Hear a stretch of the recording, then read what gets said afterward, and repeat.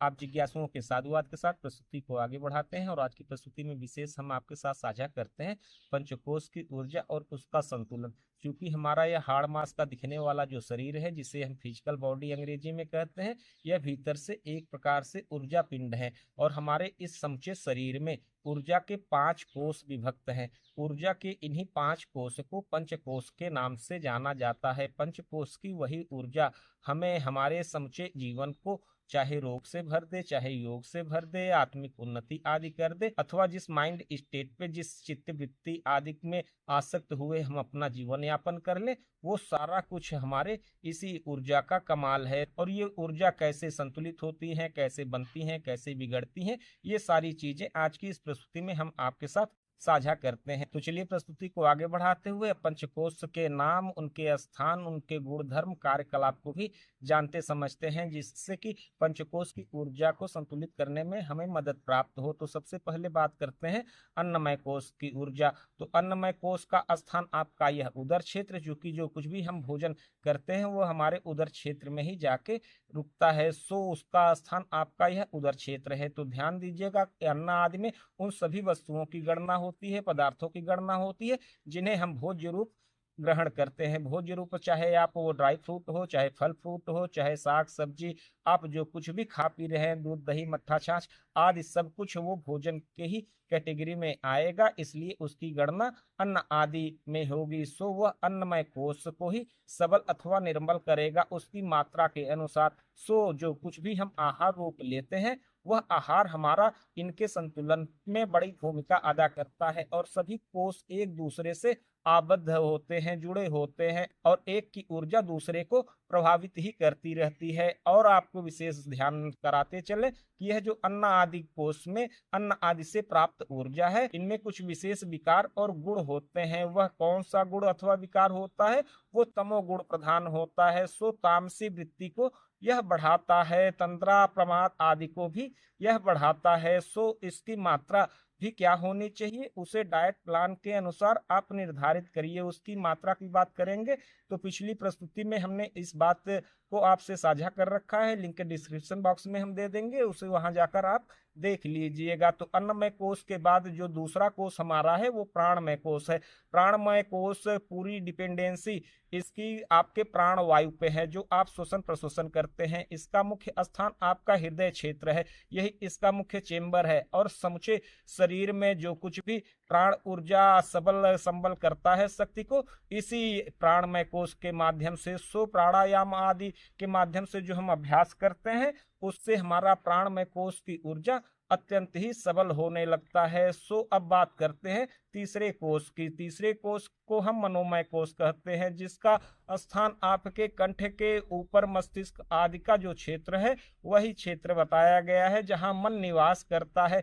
तो यही आपको एक विशेष बात बताते चले कि जैसे हमारा अन्नमय कोष अन्न आदि के भक्षण से प्रभावित होता है, उनका संतुलन बनता अथवा बिगड़ता है तो अन्न आदि के कारण, सो उसी प्रकार हमारे श्वसन प्रश्वसन अर्थात कि हमारे प्राणवायु से हमारे प्राणमय ऊर्जा को प्रभाव पड़ता है अथवा उनका संतुलन बनता अथवा बिगड़ता है। तो ठीक उसी प्रकार जिस प्रकार प्राणवायु से प्राणमय कोश की ऊर्जा संतुलित होती है या बिगड़ती है और अन्नमय कोश की ऊर्जा अन्न आदि से बनती बिगड़ती है, ठीक उसी प्रकार जल से हमारे मनोमय कोश की ऊर्जा बनती और बिगड़ती है। अब आप कहेंगे कि केवल जल से ही नहीं, जल से नहीं, नीचे के और भी सारे अवयव इसके लिए कारण हैं, जैसे अन्नमय कोश की ऊर्जा और प्राणमय कोश की ऊर्जा। किंतु सबसे ज्यादा प्रभाव आपका जो आपके मनोमय कोश पर पड़ता है वो आपके द्वारा जो जलपान आदि किया जाता है अथवा जल के साथ आपका जो व्यवहार किया जाता है आपके जीवन में, उसी के अनुसार आपके मनोमय कोश की ऊर्जा बनती अथवा बिगड़ती है, संतुलित होती है।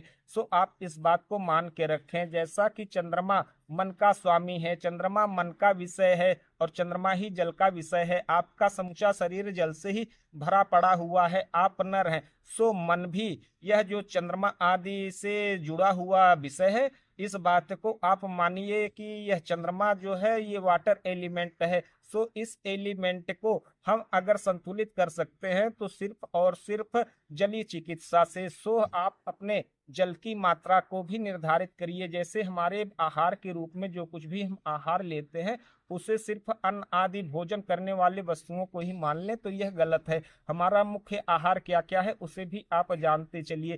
क्या क्या है, जैसे अन्न आदि तो हो ही गया, उसके बाद हम जो शोषण प्रशोषण करते हैं तो वायु भी हमारा मुख्य आहार ही है, और जल भी पीते हैं खाते हैं तो यह जल भी हमारा मुख्य आहार है।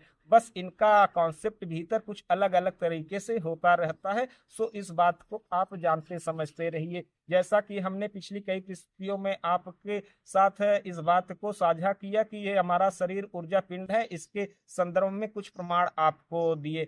सो बहुत सारे और भी प्रमाण हैं, हम आपको इस प्रस्तुति में संक्षेप में शेयर किए देते हैं, उसे भी आप जानते समझते रहिए। जैसा कि हम सभी शोषण प्रशोषण तो कर ही रहे हैं, तो कभी आपने नोटिस किया कि श्वसन प्रश्वसन में ये जो ऑक्सीजन की आपूर्ति हम हमारे शरीर को निरंतर स्वचालित अवस्था में किए जा रहे हैं ऑटोमेटिक सिस्टम में, ये क्यों और कैसे हो रहा है, किस लिए हो रहा है, इसके पीछे का साइंस क्या है? तो आप ध्यान दीजिएगा कि एक माचिस की तीली लीजिए हाथ में और उसे जलाइए। तो यहीं आप ध्यान दीजिएगा कि एक माचिस की तीली को आप जब जलाइएगा तो वो जल जाएगा। जलने का आशय यह नहीं कि माचिस आपके पास है और उस माचिस में बारूद लगा हुआ है, नहीं, उस माचिस और बारूद के साथ साथ ऑक्सीजन की भी प्रचुरता है, इसलिए वह माचिस चिंगारी के साथ जल गया। यदि इस ऑक्सीजन को हटा दिया जाए तो आप बारूद की ढेर पे ही सब कुछ फेंके, माचिस के कई तिलियां, कहीं कोई आग नहीं लगनी है। तो आपको बताते चले, अग्नि को प्रज्वलित करने के लिए ऑक्सीजन का होना आवश्यक है, और अग्नि जहां प्रज्वलित है वहां ऑक्सीजन होगा ही होगा, आप इस बात को मानिए। सो आपके अंदर भी कोई तेज निरंतर प्रज्वलित है, उस तेज को निरंतर प्रज्वलित रखने के लिए आपके माध्यम से जो श्वास प्रश्वास हो रहा है, इस श्वास प्रश्वास के माध्यम से ऑक्सीजन की निरंतर आपूर्ति हुई जा रही है। और जहां अग्नि प्रज्वलित ही है वहां ऊर्जा न हो, ऐसे कैसे? सो इस बात को आप मानिए। और ऊर्जा के कई फॉर्म आपके शरीर में है, विद्युतीय ऊर्जा, चुंबकीय ऊर्जा। तो लगे हाथ प्रस्तुति को आगे बढ़ाते हुए एक रोचक विषय आपको और बताते चलें। यदि आपसे पूछा जाए कि आपका हृदय जो धड़क रहा है ये कैसे धड़क रहा है, इसका आधार क्या है, किस बल से धड़क रहा है, ये कैसे ऑटो स्टार्ट मोड में पड़ा हुआ है, तो ये ऑटो स्टार्ट में पड़ा नहीं हुआ है, इसे ऑन किया गया है, यह ऑन है और विद्युतीय ऊर्जा से संचालित हो रहा है। इस विद्युतीय ऊर्जा का कनेक्शन अगर बंद कर दिया जाए तो ये धड़कन बंद हो जाएगा, सांस का आवागमन स्वतः ही रुक जाएगा। सो आप इस बात को मान के चलिए कि समूचा शरीर हमारा भीतर से ऊर्जा पिंड है, जिसे हम जान समझ नहीं पा रहे हैं। सो पंचकोश की ऊर्जा को यदि हम संतुलित कर लिए तो ये सारी चीजें हमें धीरे धीरे स्वतः खुद ब खुद भी अनुभव में आने लगेंगे। अब बात करते हैं उस विज्ञानमय कोश। तो विज्ञानमय कोश का स्थान आपके दोनों भवों के मध्य का जो स्थान है, जिसे आप आज्ञा चक्र आदि की चर्चा करते हैं, वही स्थान आपका यह विज्ञानमय कोश का स्थान है। और जहां आप सहस्त्र दल कमल के साथ सहस्त्रार चक्र की बात करते हैं, वह सहस्त्रार चक्र का स्थान ही आनंदमय कोश का स्थान है। और रोचक बात आपको बताते चले कि जिसका यह तीन कोश, अन्नमय कोश, प्राणमय कोश और मनोमय कोश की ऊर्जा संतुलित है, उसका विज्ञानमय कोश और आनंदमय कोश स्वतः ही संतुलित होने लगता है। एक विशेष स्थिति और है जिसे आप लोगों को जानने योग्य है।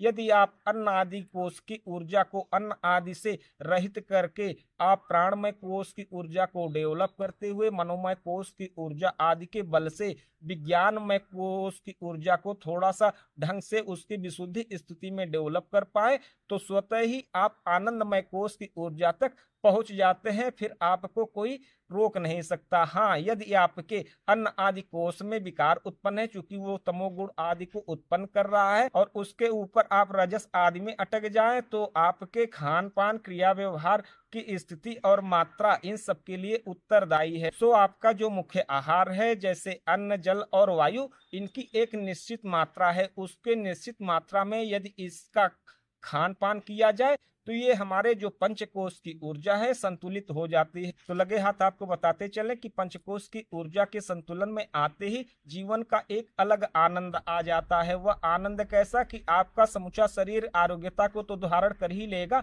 और आप एक लंबे जीवन के साथ जीवन का आनंद लेंगे, भोग भोगेंगे और सुख भोगेंगे। सो जिस शरीर में इन ऊर्जाओं का अपना एक संतुलन है वही वास्तव में इस संसार और शरीर का भोग कर सकता है। सब इसका भोग नहीं कर पाते, या तो वो भोग भोगते भोगते रोगी होते हुए मृत्यु को प्राप्त कर जाएंगे। यदि भोग भोगना है तो भोग भोगने के लिए शरीर एक योगी की भांति होना चाहिए। एक योगी ही वास्तव में सार्थक सही अर्थों में इस संसार और शरीर का भोग भोग पाता है। बाकी तो भोग भोगते भोगते इतने अतिरेक हो जाते हैं अपने आसक्तियों में कि वो कहे ही क्या, एक दिन दम तोड़ देते हैं। तो चलिए प्रस्तुति में यहीं तक, मिलते हैं किसी अन्य प्रस्तुति में किसी अन्य विषय के साथ। तब तक के लिए